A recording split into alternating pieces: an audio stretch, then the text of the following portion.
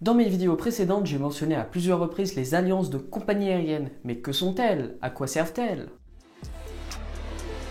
Bonjour à tous, bienvenue dans cette nouvelle vidéo. Moi c'est Yestine, fondateur et auteur du blog Aviation Travel World. Sur cette chaîne, je partage toutes les astuces pour voyager plus confortablement, plus souvent et pour moins cher. Aujourd'hui, on se retrouve pour une vidéo explicative à propos des alliances de compagnies aériennes. Tout simplement, une alliance est un partenariat entre plusieurs compagnies aériennes qui permettent une coopération à une échelle plus importante. Cette coopération a de nombreux avantages pour les passagers, mais aussi pour les compagnies aériennes. Tout d'abord, une alliance permet aux compagnies aériennes d'étendre leur réseau, autrement dit de proposer plus de destinations aux consommateurs. On le voit très clairement sur cette carte des destinations OneWorld. A noter qu'entre-temps, LATAM a quitté l'alliance et d'autres compagnies aériennes ont rejoint, donc la carte n'est pas à jour. Maintenant, vous voyez la carte des destinations d'Iberia qui ne représente qu'une fraction de celle du OneWorld, l'alliance de laquelle elle fait partie. Si par exemple vous désirez vous rendre à Sydney au départ de Paris avec des alliances du OneWorld, vous pouvez réserver sur le site Finnair, même si Finnair n'opère aucun vol à destination de l'Australie. Comme vous pouvez le voir ici, le site nous propose tout d'abord d'effectuer un voyage entre Paris et Singapour via Helsinki avec des vols opérés par Finnair. Ensuite, la dernière liaison pour relier Sydney est opérée par une autre compagnie du OneWorld, British Airways. Chaque compagnie aérienne a son propre code devant le numéro de vol. Ici, on peut voir qu'on a AY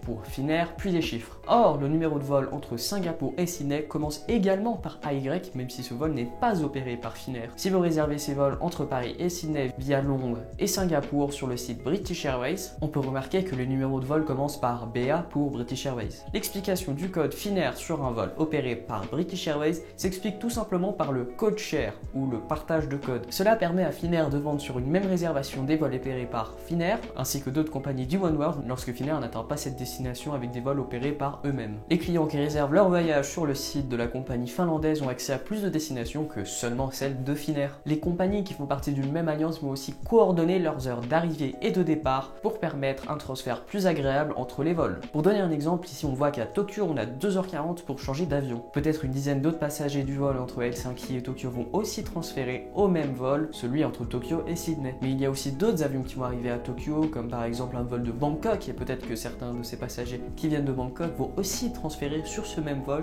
qui part à Sydney. Ou même ces personnes qui viennent de Bangkok vont peut-être prendre le vol retour entre Tokyo et Helsinki, mais dans l'autre sens. Peut-être que certains qui vont à Tokyo rentrent chez eux, peut-être que certains vont en vacances, peut-être que certains justement transfèrent sur un autre vol vers une autre destination, que ce soit en Europe ou en Océanie. Et justement, les alliances facilitent le transfert entre chaque vol avec des horaires adaptés. En plus de cela, vos bagages sont transférés pour vous. Si vous réservez un vol entre Londres et Paris avec British Airways, puis un vol avec Air France entre Paris et Marseille séparément, vous devez récupérer votre bagage à Paris puis le réenregistrer pour le vol suivant, ce qui vous fait perdre un temps énorme. Cela peut être dangereux avec un retard du vol British Airways. Cela voudrait dire que vous manquerez votre prochain vol et la compagnie ne sera pas apte à vous transférer sur un prochain vol vu que justement il n'y avait pas ce partenariat entre les deux alliances, vu que les vols n'étaient pas vendus sur la même réservation, et même si elle l'était, en réservant les vols séparément, vous auriez eu le même problème. Les alliances permettent également aux compagnies aériennes de réduire leurs coûts, notamment en utilisant les mêmes salons pour les passagers premium, mais aussi les mêmes guichets d'enregistrement et guichets de vente. Sans oublier l'utilisation des mêmes services aéroportuaires, comme tous utiliser Swissport plutôt que Denata pour les bagages.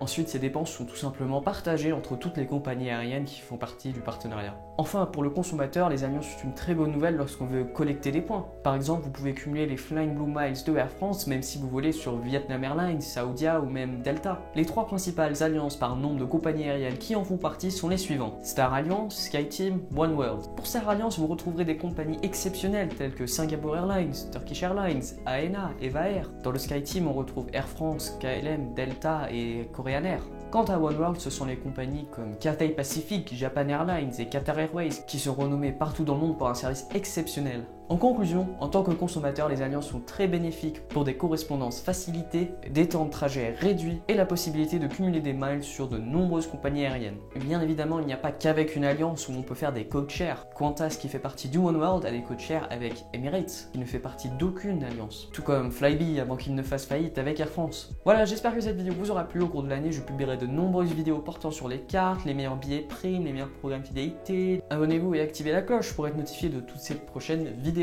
Vous pouvez aussi retrouver toutes mes vidéos sous forme d'articles via le lien en description sur mon blog. Si vous avez aimé celle-ci, n'hésitez pas à laisser un like, cela me ferait très plaisir et on se retrouve dans quelques jours.